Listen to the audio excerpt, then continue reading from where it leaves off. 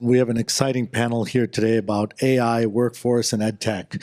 So as he mentioned, I'm Rilwan Mir. I'm heading up ASA's $150 million impact fund. We invest both in funds and make direct investments. We're mission focused, so we focus on three key areas: career-focused education, workforce development, and intentional post-secondary pathways. We stood up the program in 2022, and we've made already slightly over $100 million worth of investments. So we've been pretty active in this space. We've got a very robust, exciting panel. I'm going to ask each of them to introduce themselves before we dig in. Matt?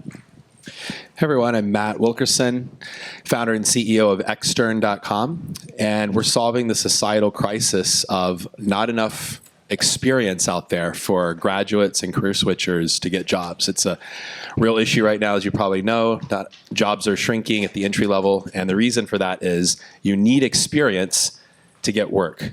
So we've invented a new form of work experience called the externship, and we've scaled it to serve over 60,000 students over the last few years. These are real work projects with companies and startups, and excited to talk today. Yesenia? Good morning, everyone. My name is Yesenia Gallardo Avila, and I'm the managing director of the Alliance Strategy at Lemnis. We are a newer organization. We've been around for a couple of years, and we have three strategies. So we do philanthropy, grant making mostly to intermediaries and accelerators in the education space that are seeding and scaling some of the earliest stage edtech technologies. We also do some investments. I lead our investment side as well, where we're doing a little bit of fund investments and then some directs. We have a mergers and acquisition strategy as well, where we acquire for and nonprofit organizations, again, in the edtech, future of work, future of learning spaces. And we are really focused on the unlimited learner. Sam? Hi everyone, my name's Sam Hyams. I'm the founder and CEO at a UK-based edtech called SpringPod. We exist to solve the massive challenge with access to opportunity for young people. So only 2% of high school students leave high school with any hands-on career experience at all. 2 in 3 young people in the UK leave school with no work experience at all. So we build virtual work experience programs and deliver them to middle school, high school and college students. We've supported just over 1 million young people globally. And we build programs with large corporates from Amazon, Siemens, Airbus, and those sort of players for students to get certificates for those programs. Thank you, Sam. Let's start off and ask each of them, how are they integrating AI into their work today? Matt? So we've had 100 plus years of a credential system that hasn't really changed. And if you think about it, you could go and get trained on AI skills today and go out and get hired, but people hire you again if you have experience, practical work experience, and that includes around using AI. So what we have been doing is every single externship that we build and run on our platform, 30 to 50% of each of the content and the training and the work is built around using AI use cases, prompting the latest AI tools. We're partnering with companies like Perplexity and Canva to give free access to premium tools for students and grads to use, because once you get out into the workforce or you're trying to recruit for a job, you want to be able to demonstrate that you've dealt with a lot of the ambiguities that come with using AI as opposed to in a very structured classroom setting. So that's how we're approaching it. Great. Yesenia? We take a fairly kind of bird's eye view of the market. We are funding a number of organizations today, mostly through grant making, that are seeing a wide breadth of portfolio opportunities. So I'm going to speak kind of at the level of what we see across a number of early stage players. And for us, we're seeing a lot of folks who have done a lot of work, either kind of direct services or in-person coaching, using and adapting these tools to be able to scale their product. We're seeing a lot in ways to enable folks to personalize their journey through AI, doing a lot of assessments. I think this is a really interesting area that we're really excited about, which is thinking about even prior to what I would call like post-secondary and then that kind of career journey, we're seeing a lot of folks integrate some of these products in high school, especially in that launch year. That launch year of like your high school senior year is a place that we're seeing a lot more activity and folks leaning into helping folks and students map their journeys through tools, explore, do kind of a lot of different cognitive assessments, which is an area that we're also really interested in, and seeing AI become a big player in kind of these later parts right before a young person is kind of thinking about their career and their next journey. Sam? Thanks. So we're using AI basically in two areas. One is internal and the other is external. Internal, it's all about, as a team, we're roughly about 50 strong. So there's a limit to how fast we can build programs with our partners for young people. So obviously AI comes into that equation to mean we can create a lot more than we could previously and high quality. But the more interesting use case is external. So how do we drive learning impact and outcomes through integrating AI? So we're tackling this a couple of ways. So one is teaching AI skills. So we're partnered with Accenture. We've developed AI programs to help students understand how to use tools to develop solutions to business challenges.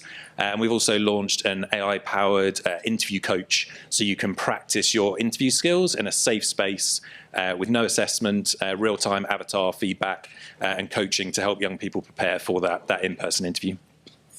Thank you, Sam. I think we all read the news all the time, and everyone keeps hearing about the doom and gloom of AI and jobs. How will AI benefit young professionals today? How will they benefit from the AI innovation versus having an adverse impact on their career? Matt? Well, like with any new technology, it's the younger generation that has the advantage. We already see this in our externship programs where for instance, we have externships with companies like Wayfair, where students are learning how to build AI agents and workflows, and they're gravitating to this work a lot faster than those of us that have maybe been ingrained in certain ways of working for many, many years, because they're learning this for the first time. Now, obviously, if the issue here is if you don't have deep domain knowledge about something and you start using AI to try to supplement that, it can have some not great consequences, right? Because you don't have that intuition on knowing how to check it. When you have that domain knowledge, then you can use AI in a more productive way. So we have to balance that with students and graduates. The other thing, the way that we're seeing this is it gives you the chance to practice certain mindsets that we see as important when you're preparing someone through experience. One, because here's the thing, the skills are always going to be changing. You're going to have to keep up-leveling every 12 to 18 months. But if you can build something, if you can adapt, if you can manage complexity, and ultimately if you can show you have agency, those are things that AI helps you can enable you to do, right? Because that's what an employer is looking for at the end of the day. Take everything away. If you have those things, you are ready to be hired. Thank you, Matt. Yesenia? I would say I'm going to push back a little bit on some of what we are seeing in the news. I think that young folks and learners, I mean, they're not a monolith. And so we are seeing early research come out that there's a greater awareness of their recognition of the cognitive offloading that happens with AI. And I think that we're going to see a generation that might also be recognizing the perils and the pitfalls of what it can do to sort of your ability to be creative, to really engage more deeply with something. And so I think it's worth considering that like we're looking at a generation that has a sense of like what social media has done and also maybe not falling into the same traps with these new technologies and these new products. I think that's not the case for everybody, but I think that's some of what is also kind of percolating for us. And we're doing a lot of work in thinking about how to embed learners and youth voice into a lot of the product design as it's becoming in the very early stages. We've done some work with folks at the Rhythm Project. We've done some work with other organizations at Learner Studio, which are, again, seeing these very early stage organizations and working with them in a really deep way to embed some of these early principles that we think of that are really important, that it's pro-social, that there's a human connection, that there's a sense of belonging that can be created with these products. And there seems to be more adoption and uptake from learners and youth in terms of already being kind of active and thinking about this as the future. Sam? I think starting with the student perception, excuse me, so the million students that we support, it's a huge fear when we survey them about what they're worried about when they're thinking about how they're going to get into their first role. But I think the glass half full perspective, at least from in my opinion, is there's a huge opportunity if you think about the young generation being extremely creative, entrepreneurial. You know, we hear that a lot in the news about side hustle culture and the creator economy. If you pair that with AI and enable young people to build a real portfolio of experience, of work that they can evidence when they're applying to that first job, I think there's a huge opportunity. It's just giving them the tools to enable them to do that. Thank you, Sam. When you talk about opportunities versus expectations, challenges versus reality, what's really happening in the marketplace today? Yesenia? I think that there's a lot of energy going into the very specific kind of jump into career. We've seen a lot less activity in K-12. We are still really big supporters of K-12, which is why we focus a lot again in that like launch year or the gap year, giving folks experiences and learners the opportunity to engage with the real world, even just a little bit earlier. So I still want to push us to think of the fact that we want to encourage learners to be lifelong learners, to be thinking about constant iteration in their careers. That's where they kind of are naturally, but we kind of begin that process when they are done with traditional kind of K-12. And so we're looking at opportunities to also embed it even earlier in the process. A couple of things that are exciting to us, we backed a product called MindPrint, which again does these cognitive assessments that follow folks from like third grade all the way up until their career exploration to really give them a sense of who they are, kind of holding a mirror up and saying, these are some of the strengths that you come at with your potential career, and thinking about how to design from that place. And I think that that's a place that the market is not yet as active. So we've also supported a number of nonprofit organizations that are thinking of that kind of experiential learning just a little bit earlier than we might traditionally see it. And I think that's a really important place. In terms of what we are seeing later in the market, again, those kind of career explorations, career journeys, career mapping, career experiential opportunities a little bit later. And I think that from my perspective, we're still a little bit cautious of where we want to plant a flag in terms of one of these solutions or products.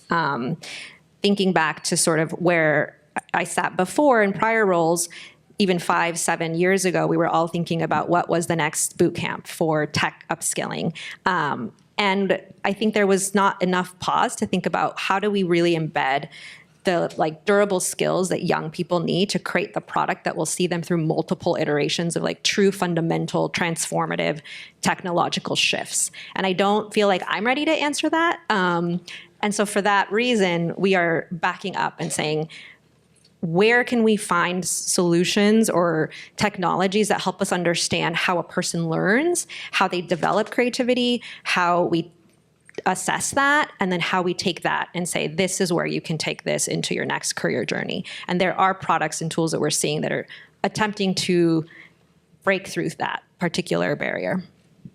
Great. Thank you, Yesenia. Let's talk about specific skills, whether it's young professionals or young learners. What are the specific skills people need to take advantage of this AI innovation? Matt. I mean, I'd go back to some of the ones I mentioned before. Can you build it? Can you adapt? I mean, these are more mindsets. I mean, I would add, that mindset. Do you have agency? But as far as skills, it'd be 3 fundamental ones. Can you learn how to learn? So metacognition. Do you have emotional and ethical intelligence? And then are you going to be able to be an AI orchestrator? Can you think in terms of AI systems and building agents and managing those agents?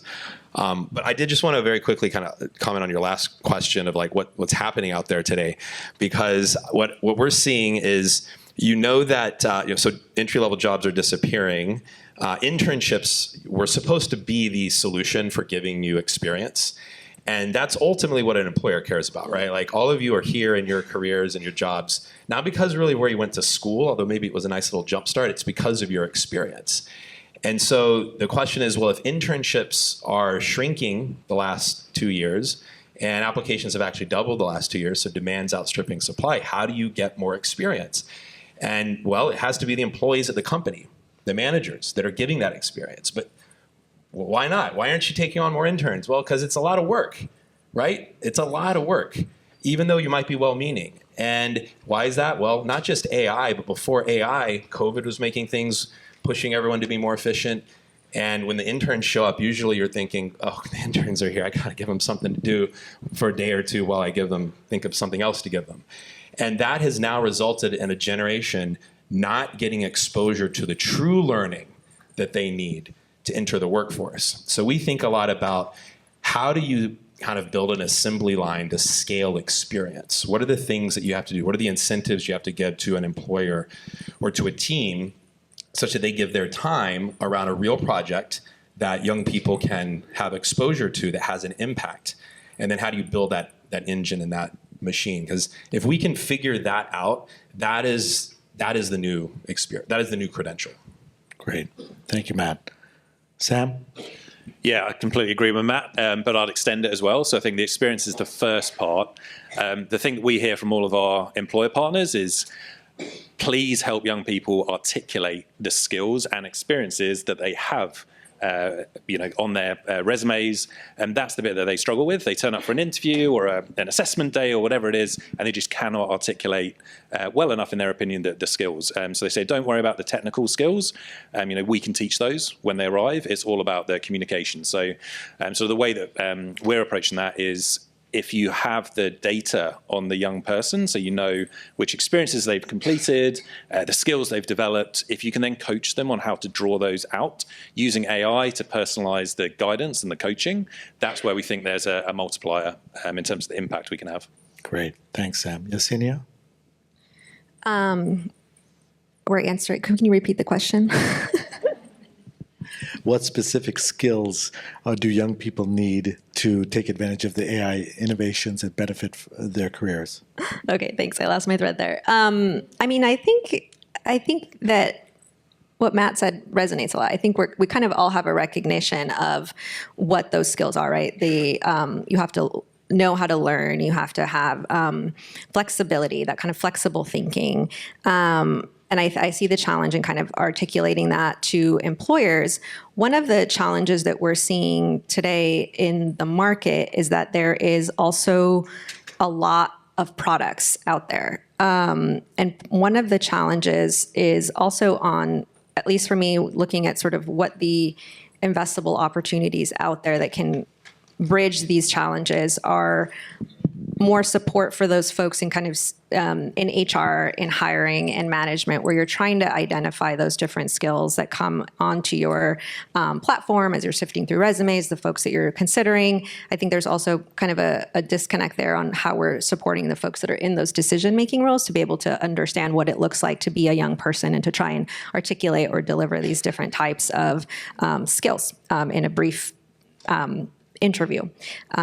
And so in terms of the skills that we're also trying to support, we're doing a little bit in that area through some of our partners. And then also, again, I've talked a little bit about our support for young learners as they're entering that next phase into community college or career. And we're really supportive of products that are thinking about these durable skills, those like flexible thinking, that agency, that creativity. Thanks, Yesenia. How do each of you ensure AI-driven opportunities do not widen the equity gap today? Matt? Yeah, well, we in our model, we spent a number of years working with large companies and enterprises that would be the funders of externship programs.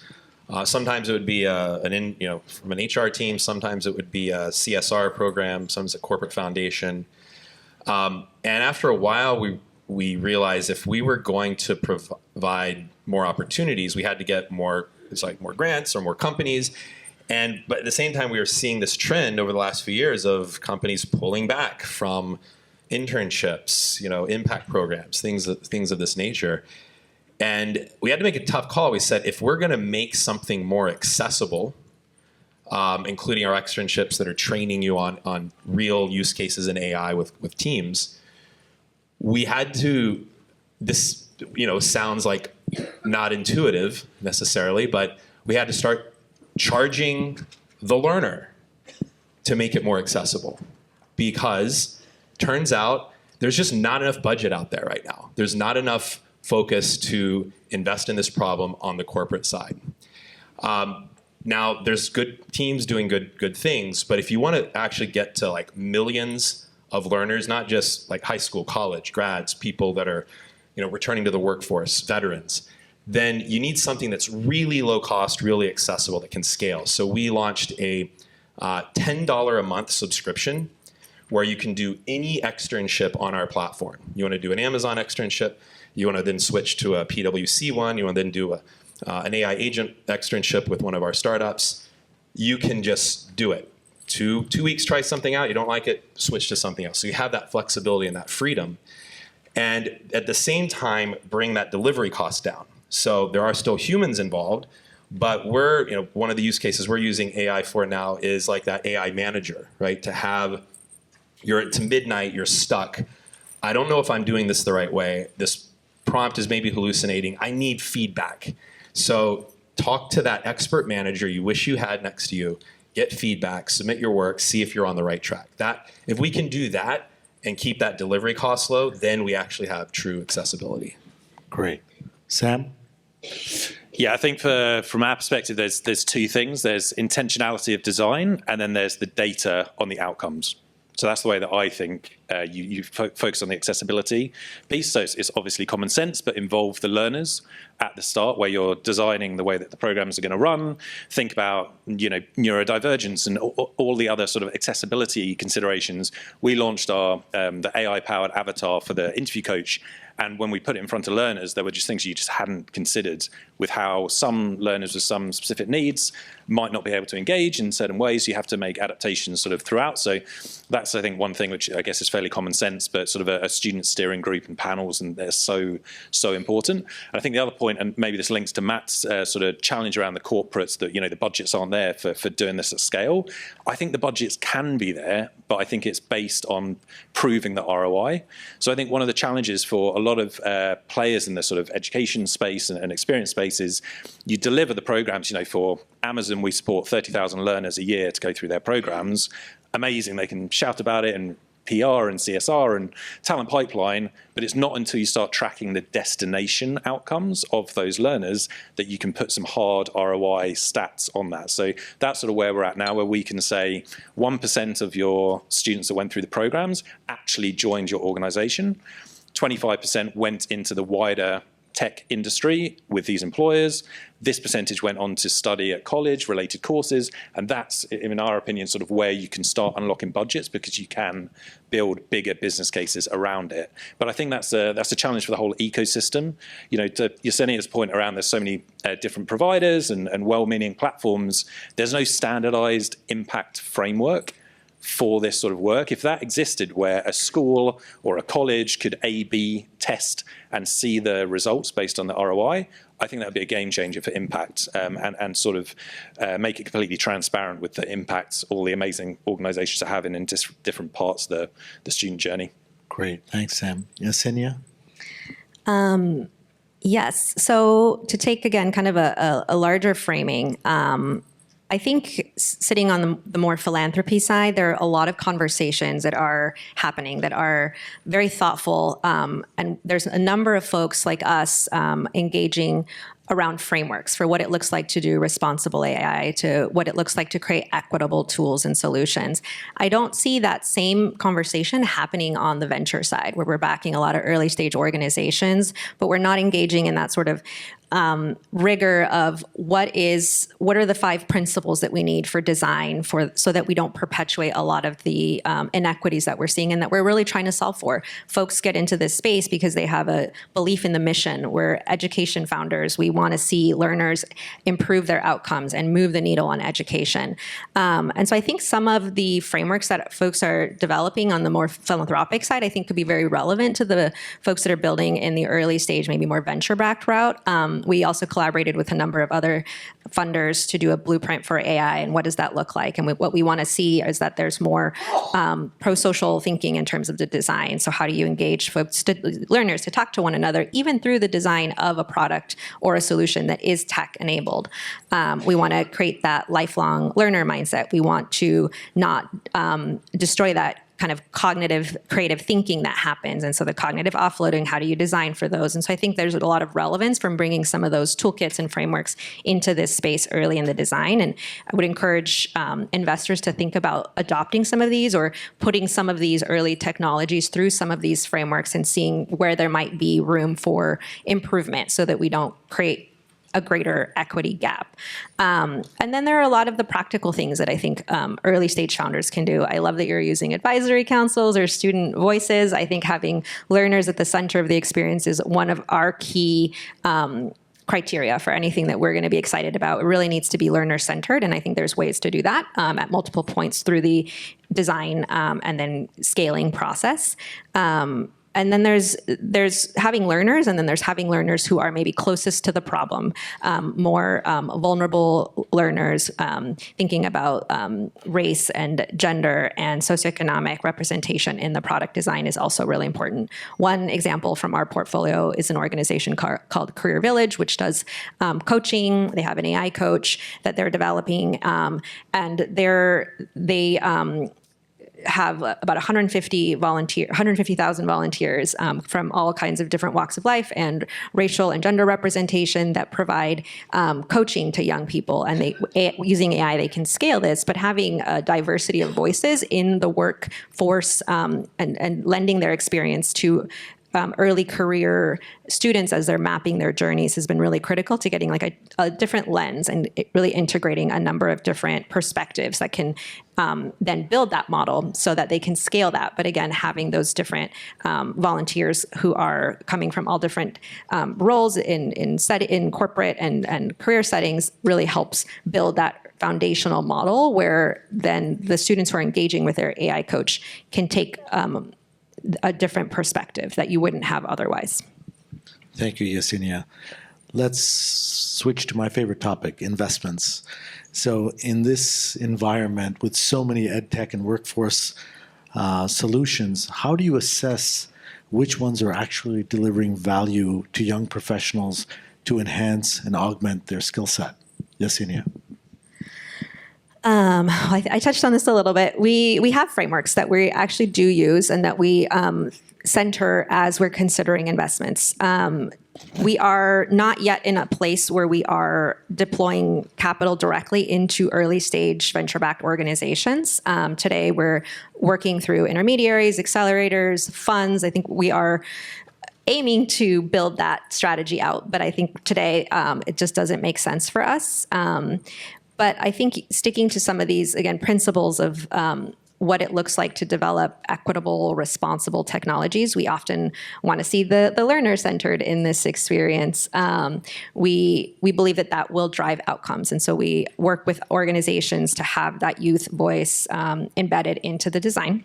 That's a really important one. We also are thinking about what kind of guardrails there are around security and privacy as you're working with youth, and that's another important criteria for us. And then we have a few others that we think about that, again, are kind of large questions, but are really important when we think about impact. Is this something that is driving or destroying that sense of community for a learner? And there are really thoughtful ways to think about embedding some of these frameworks really early in the discovery process that don't always that don't have to be a clear yes or no, but that are at least flags that you can think of as you collaborate and lean in and deliver value to your investments to try and get them to a place where you're seeing something that's more equitable as a product. Great. Thanks, Yesenia. Sam, when you're selling to enterprises to get them to sign up to SpringPod so you can develop these kind of work-based learning initiatives. What are some of the challenges you faced in getting them to sign up with you guys? Definitely the ROI piece. So typically for us, we are working with social impact, CSR, education outreach teams on one side, and then early talent HR teams on the other. Now, most of the big corporates that we work with, they don't talk to each other, of course. They don't even know what the other organization is sort of doing. So one of the benefits for us is link them together.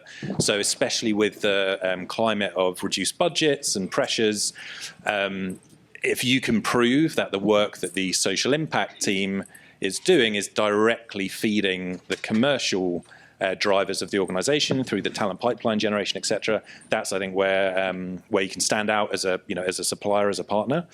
So I think for us, it's around the return on investment. The other challenge is definitely around the immediacy of the results. So if you're an early talent team or the HR team, you're under pressure to fill this specific apprenticeship this year. You just need applications.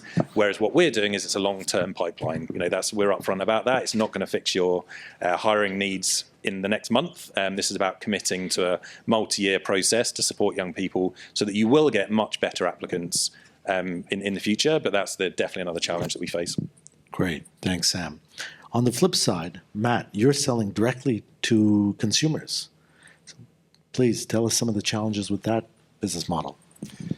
Yeah, so we we still have an enterprise model. We work with customers that come from CSR or diversity or HR teams, and on our side, we were just thinking, okay, if we want to fulfill our mission of professional experience for anyone, anywhere, no matter what school you go to, no matter if you happen to qualify for a particular program that a company wants to recruit for, any of that. How do we do that? How do we decouple ourselves from the constraints on the company side? And that's where we came up with, well, what if we first of all come up with something that has to be really accessible in terms of cost and price, like for the cost of lunch, per month, you can access and do work experiences with companies. And then on the other side, that we would have to, in some ways, we'd actually have to make it economically free for teams and companies. It's not actually free because you're still putting your time in, you're working with untrained talent in many cases, you have to think through a project. Turns out that actually takes a lot of cognitive load and takes you away from your job. So there is a cost to that. So the challenges really were just putting that out in the marketplace because when we made that switch and we released this new subscription model, we knew a lot of our community would be like, what? I have to pay $10 a month for doing an externship? Like, I'm supposed to be getting paid. What is this? In fact, we even heard from just the broader marketing community, like, how are you charging students? Like, that's so exploitative. And it comes from a good place. It comes from a good place. It's just that now the world has changed, and it's more about thinking about experience as this new form of education, as this new form of credential.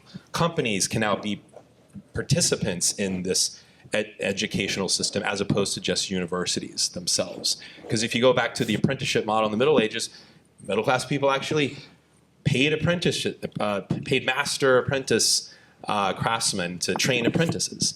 So its bottom line is that it's educating the market, and then once we got students in and they saw the experience and they spread the word, then it was like, okay, this now feels normal.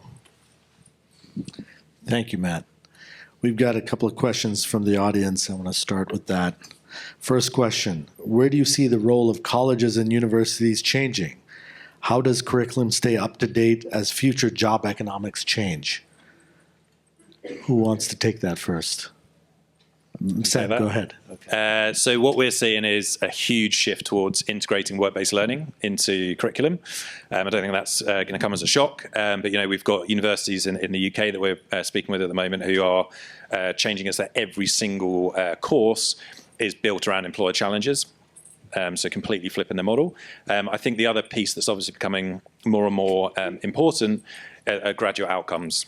So measuring graduate outcomes, being more, should we say, accountable for the success of your graduates, and also feeding into things like student satisfaction surveys from a recruitment perspective. So that's sort of the shift that we're definitely seeing. The challenges are they've got normally they have a big group of well-meaning employers that want to support college students, but they don't really have the mechanisms for enabling that at scale across the full university. So that's where we think there's a big opportunity to act as a sort of intermediary to build the experiences with the employer partners and then open those up to the student audience. Great.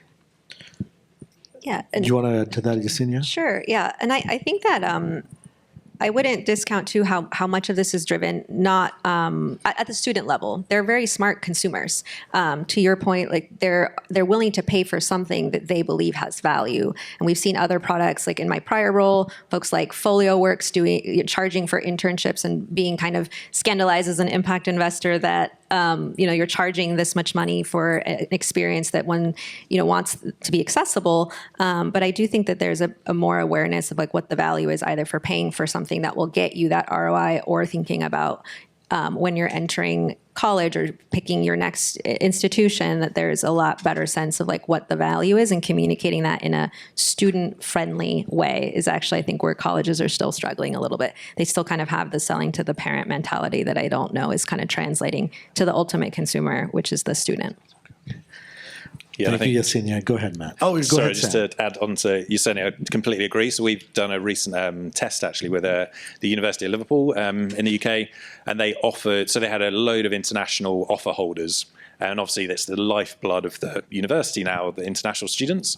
And so they ran a pilot to offer a guaranteed micro internship, which we were powering in return for them paying their deposit and committing to come into the university, and saw a doubling in the conversion rate. So there's some interesting use cases, I think, for that as well. Great. Matt has some info. Yeah, I'll make it quick. So when COVID hit, we had just launched the externship model, and we suddenly got all these universities reaching out to us. Like, internships got canceled. We need like something now.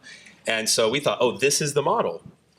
Like, we're going to make a bet on universities and colleges. And then as we got like COVID kind of, got used to it or passed, we realized that it was really, really hard to work with colleges and universities, even when they wanted to buy something, because you had like this academic senate had to take a year, and then this department over here, and this provost, and all this stuff. So I was like, I don't want to engage with universities anymore. They're well-meaning, but it's just going to take too much effort. So that's why we went direct to consumer. Another reason why. But now what I'm seeing and hearing, which is what you're seeing, is the leadership at some of these universities are getting so much pressure now to show outcomes, to deliver on that it's starting to change. And we've been getting schools reaching out, even though we don't have a university section, on our company page saying, hey, can we understand externships? So what I think is going to happen is the early adopters of these sorts of solutions will be, first of all, business schools that have to deliver internship courses or capstone projects. Maybe even liberal arts schools to really overcome hey, what are you going to do with a philosophy major? And then I think the kind of other, public institutions so far probably be a little bit lagging because they have more complexity to deal with. But anyways, that's what I was seeing. Thank you, Matt. Next question. Do any of you serve students or learners with disabilities? How are you working with students in untraditional work environments or in a work-like distribution? Go ahead, yes. This is kind of maybe a roundabout. One of the areas that we are funding and are really excited by is the neuroscience of learning. We are making some investments in kind of the earliest stages of R&D with the aim to support the research and development that then will create something that is commercializable or can be taken to market and open source, so that there's more innovation that's built on this. We are supporters of an organization called ERDEF, which has a proven model to take these kind of early research and development programs and then scale them. And our program is funding the neuroscience of learning. And part of what we're doing is betting on this as a new kind of market. We don't understand yet how young people learn. I think there's a little bit more talk about like development and cognitive development in maybe like the earliest stages where you see some support, especially philanthropic support for like early childhood. But when people get to adolescence, we kind of lose that mentality of thinking of them as going through critical development periods and how the brain is unfolding and wired. And people learn across a whole spectrum. There's ways that you can create products for folks that have dyslexia. There's ways that you can create products for folks that have other learning challenges. But a lot of it is not necessarily based on rigorous science. And so one of the areas that we're excited about is funding this research on how people learn and how they diverge in their learning and where we can identify levers to create products that are tailored and evidence-backed and rigorous to move the needle for learners, especially those that are not learning maybe along with the majority of their peers in the same way. Great. Next question. When you say youth voice embedded into the product, what exactly does that entail? I think Sam. Go ahead, yeah.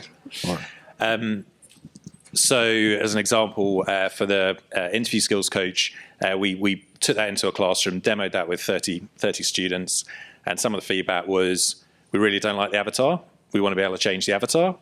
We don't want to use the avatar. We want to be able to turn that off. We need subtitles, all of those sort of considerations. So that's some of that's obvious and maybe should have thought about it as we launched it, but those are the sort of feedback we get. And you obviously get very, very honest feedback from young people, so that's always helpful.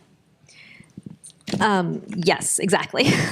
And what we're doing is supporting organizations that have like cohorts of learners and helping their portfolio organizations embed either like an advisory council or a review or some kind of feedback loop where you're really getting like the learner and their target user embedded into that early design process.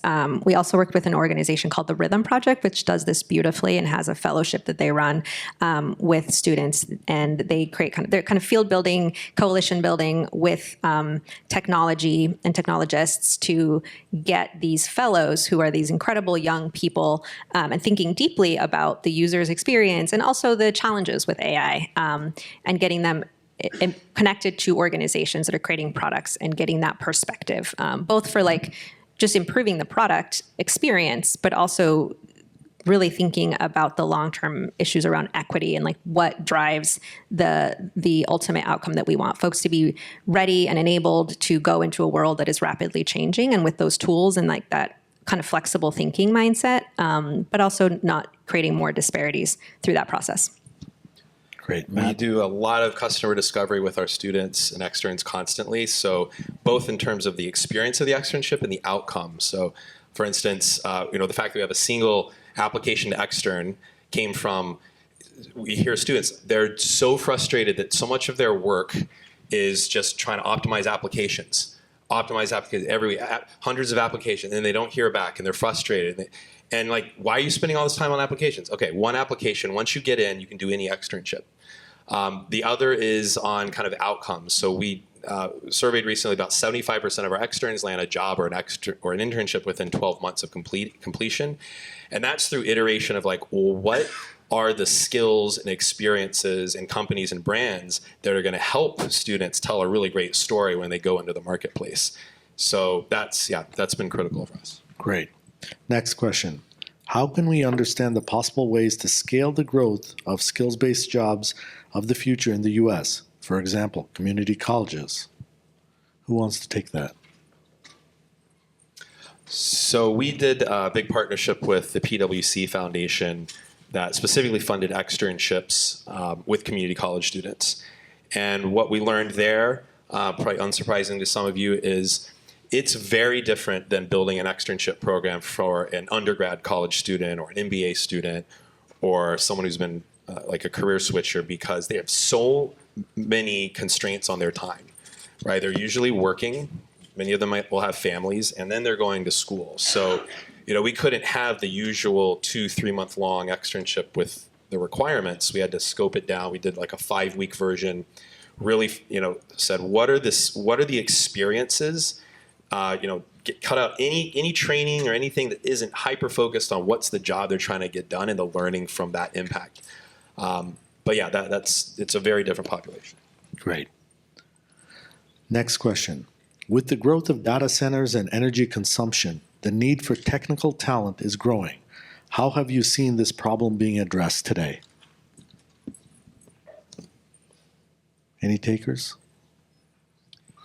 I mean, one way that we've been seeing it is, it's interesting what technical talent means, because even that's changing. On the one hand, if you're going to go into engineering, first of all, engineering is a major, just generally a great engineer. So whether or not you're going into the field, but if you're going to go into, say, computer science and engineering and become an engineer programmer, you have to now be really exceptional.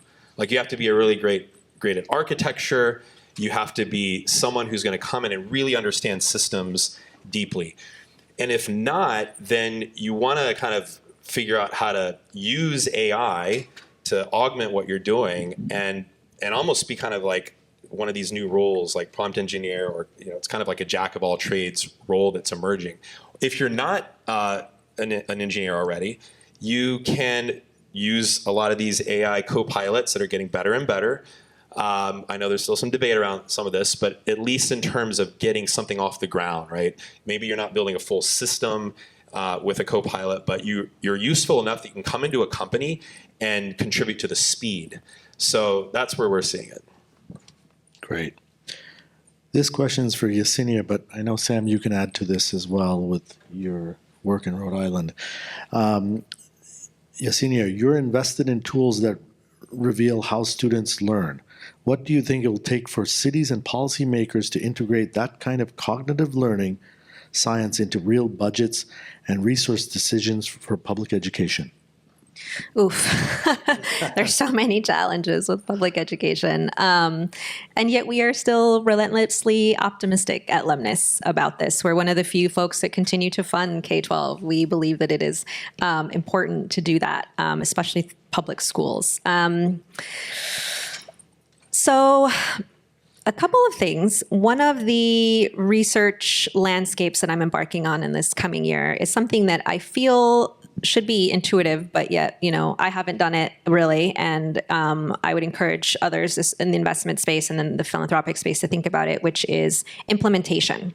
We back a lot of tools and a lot of solutions. And I think there's this implementation piece that continues to be missing. It both can be like business development. How do you sell this into a K-12 school district? How do you get this tool to the chief technology officer, the superintendent, et cetera? But it's also like, what do you do then to get this product to be used with fidelity in a school setting? How do you get the buy-in from the teachers, the parents, get the logins from the students? And not for the sake of the logins, but because we're moving the needle on outcomes and we want impact and we want improvement across the board. And so to that extent, I'm really excited thinking about innovation on the I don't know if innovation is even the right word. It's collaboration in the state setting. States are often where you need to grapple with these big questions of implementation through the Department of Education, thinking about the school district, thinking about the budgets at the city level. And so I'm really excited to lean into this area so that we can then support our portfolio or organizations to move the needle in this area, implementation, and to some extent, the selling, but really is it going to be implemented? And to that extent, I think we're also really leaning on the piece of the science. Is it evidence-backed? What are the outcomes that you're seeing? You can't bring a strong case to position a product for success if you don't have this data backing up your product.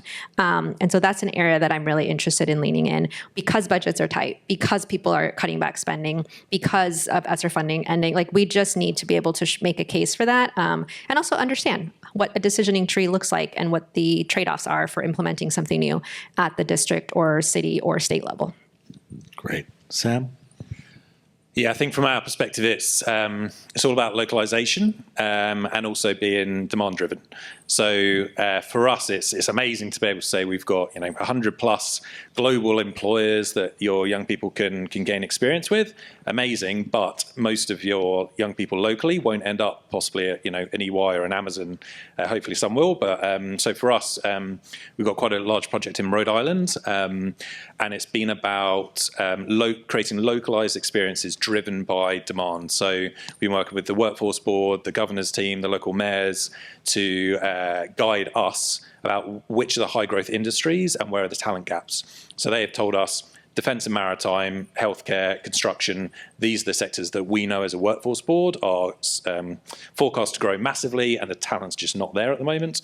So we've then worked with them to bring on, Electric Boat and Gilbane and Citizens Bank and local employers to build those experiences so that there's real pathways for students alongside the global brands. So I think it's sort of being demand driven as much as possible. And I think Rhode Island's maybe slightly easier to get those players around the table and collaborating than at California. But that's sort of the way we've approached it. Yeah, I want to just put a plug in. I think people underestimate the workforce boards. I've seen a lot of really great kind of early adoption of products going through that route. They have some funding, maybe not as much these days, but they are the folks that convene all of the major employers. In Oregon, we have Nike, we have Intel, we have Adidas, we have a lot of footwear. And those are the places where those folks are really talking about how to improve the community, like the high school to community college to workforce pipeline. And I feel like there isn't enough folks coming from like the investment space or the product building space. And I think that's a really interesting but underutilized lever for opening up new markets. Great. This next question also for you, Yesenia. What role does mental health play in youth education, and do you support organizations that build mental health capacities among the youth? Before you answer, I also see Gina Klein in the audience, founder of Enable Ventures. Her fund only invests in technologies that help people with disabilities and handicaps do their jobs. Gina, please raise your hand. So if you... Woo, woo, woo, woo, woo. So go ahead, Yesenia. Yes. I don't know if this was a yes or no question, but my answer is yes. We are very passionate about this. We are, it's a huge area for us for investments. And there are very important ways that it informs workforce and career readiness and preparedness. Actually, one of our single investment that we've made in the direct side is into an organization called Carasolis, which is a mental health platform with significant clients in the K-12 space. We are thinking about this in terms of all kinds of different products. Lenny Learning is also in our portfolio, again, kind of mental health in K-12. This, for us, kind of is a pillar under our community and belonging and holistic supports. You can't learn optimally if you don't have your basic needs met and feel like you have a sense of belonging and feel a sense of safety. So for a lot of the things that we look for, at the end of the day, it often comes back to mental health. And we are backing a number of organizations for whom this is a pillar and a huge investment thesis. And we're seeing quite a number of things percolate up through the portfolio, and it's possible that we might lean into that more in the future. Thank you. Can I comment? Yeah, for sure. So while the work that we do at the headline is work experience, hiring pathways, what I've found is so much of what we're doing comes back to mental health, because we spend so much time with our externs and especially students on our platform that we sort of hear and see just the challenges, whether it's things happening in their personal and family life that mean they can't finish an externship on time, so they need an extension, or our program managers who are kind of like coaches essentially, or even the extern teaching assistants that did well and they're promoted to help other externs. There's this community that we've been building that I've been finding that is so much about why they're there. It's that confidence and feeling like there's other people going through this, and even if I can't finish something like I thought I had the ambition, there's still a path forward. But at the end of the day, everything that we're doing comes back to mental health. Thank you, Matt. So this is for all of you guys. 1 year from now, what are your predictions on what the market will look like today? Sam. I can start. That's a big one. I think from my perspective, again, probably glass half full, but I think we will see game-changing shifts in education platforms. So the education world moves so slowly. Adoption by school districts and colleges, we know, is always a challenge. And I think part of the reason is you get something that's slightly better, or it's 20% better or 50% better than the existing solution. I think with AI, the scope is obviously there for us, for there to be a 10x difference. So if you think about a learning management system or a student MIS or curriculum design, there should be an AI native solution in that space that is 10x better what the incumbent is. That's my hope, and so it will force adoption faster. Whether that's in the next year, I'm not sure, but that's the hope. Great. Yesenia? I don't know if this is a prediction or maybe a hope. I'm seeing more interest, energy coalesce around this science of learning. And I believe that in the next year, we're going to start seeing a little bit more collaboration between the researchers or the folks that are thinking about the science and the evidence that makes for great tools. And my hope is that we see a little bit more of that on the investor venture side, where we're creating bridges between the people that are figuring out what works best for learners and for youth, and embedding those into the product. And I'm seeing a little bit more in terms of like new studios that are coming up, more collaborations between researchers and practitioners, and then builders and technologists. And my hope is to see these collaborations grow even stronger. And we're very excited about this as well. Big area for us to collaborate in. Matt? So there is a very serious revolution happening with young people right now. Some people see it, not everyone does. And it is going to be a societally changing event. It's just starting. In terms of markets, okay, it's a new category that's emerging, a new category of needing to fulfill this problem of a generation not getting to where their parents were, feeling left behind. You're seeing it in the political system, you're seeing it in the education system, a lot of places. But in terms of the work we're talking about, the issue right now is that universities can't do this alone. The education system can't do this alone. You actually do need the workforce, companies, those that have these skills and knowledge and are doing the actual work for our economy to be involved. And right now they're pulling back. They're pulling back. And they're planning to keep pulling back, whether it's due to AI, efficiency, whatever. So I think in the next year, it's gonna get worse. The pitch is gonna go up. More and more pressure is going to be on schools to do something. And so I think the work that we're all doing here, and many of you out there, like the urgency is here. Thank you, Matt. Last question.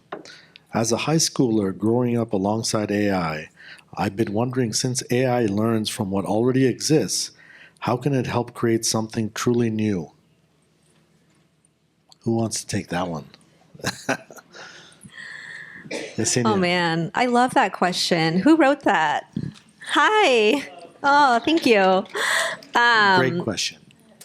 I feel like you should answer this question. I think it's probably going to be on you and your generation. I feel a lot of optimism. I think young people might be smarter than, the generations that came before them. And I think there's a lot of hope for something better. I think they're more discerning, certainly, than I would, like myself, I would have been at that age in terms of technology, in terms of the tools that make sense for them. And also, to some extent, the rigor with which they're using them. I am worried, though, not necessarily about I'm worried about loneliness and how many young people also are lacking that sense of community and belonging. And I don't know if that's a tool or technology that can be built to solve for that. We're looking for other places beyond that to make investments where we're really driving that sense of young people connecting with one another directly, creating that human bond and that human connection, which is the optimal way that people learn, by engaging with other people. And so I don't know that there's a tech solution for that, but I love that question and I remain optimistic about where we're going. Sam? I think from a tech optimist perspective, I think imagine if you're a high school student, imagine the platform has so much data on your interests, your ambitions, your capabilities, your skills. We've never had the opportunity for a platform or a solution to immediately develop learning content that is highly relevant and personalized to you. We can't do that before.